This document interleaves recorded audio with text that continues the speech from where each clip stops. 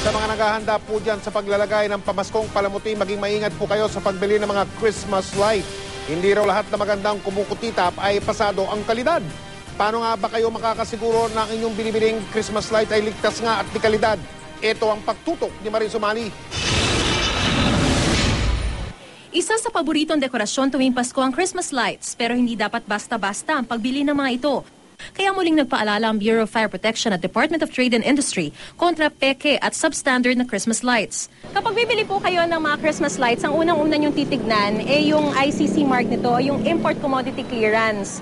Ito yung hologram na sticker na nakakabit dun sa produkto. So, dahil nga sa panahon ngayon, medyo madalas na rin po itong mapeke. Ang gagawin nyo, bubuksan nyo, tatanggalin nyo yung sticker, tapos titignan nyo yung likod. Dapat kasi may nakalagay na salitang void.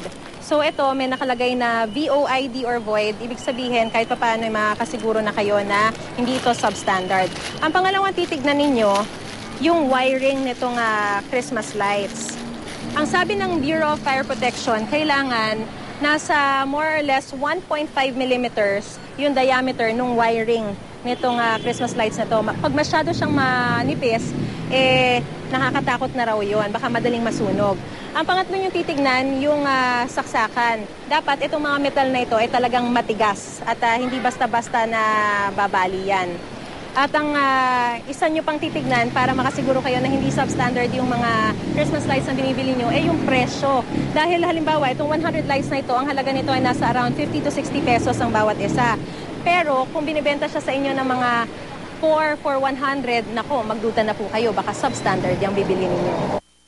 Peke rin ang Christmas lights kung walang nakalagay na pangalan at address ng manufacturer, importer at distributor. Dapat nakasaad ang brand name, rated voltage at wattage. Hanggat maaari bilhin daw ang Christmas lights sa mga lehitimong tindahan. Mas makasisiguro kung may mga permit mula DTI na nakadisplay sa tindahan. Itong mga hindi original na tinatawag nating substandard, madali itong mag-overheat.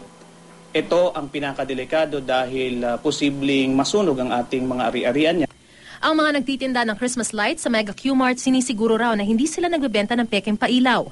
Miski kami natatakot kasi biro mo magtitinda ka ng ganon tapos mabibili sa labas na maya makasunog.